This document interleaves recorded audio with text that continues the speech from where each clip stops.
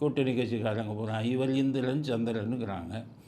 அவருக்கு இப்போ சொல்லிட்டார், எங்கள் கூட்டணி இப்போ இது பண்ண முடியாது, உடைக்க முடியாது. நீங்கள் ஒவ்வொருத்தனுக்கும் 10 கோடி 20 கோடின்னு கொடுத்தா கூட்டணி எப்படி உடையும்?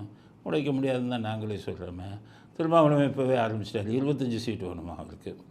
அது அப்படி தான் சொல்லுவார், 25 சீட்டு. ஏன்னு கேட்டிங்கன்னா, ஒரு 25 கோடி கொடுத்தா ஒரு 10 சீட்டை குறைச்சிக்குவார். இன்னும் ஒரு 50 கோடியாக கொடுத்தீங்கன்னா அவர் 5 சீட்டு கொடுத்தா போதும்.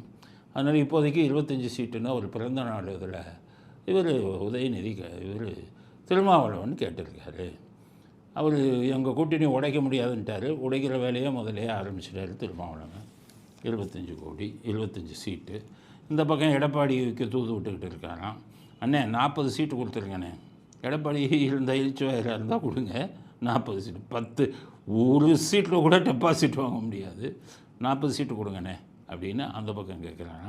40 சீட்டை 40 சியும் கொடுங்கண்ணேன்னு கேட்பதா ஒரு செய்தி வந்திருக்கு. எந்த அளவுக்கு உண்மைன்னு தெரியல.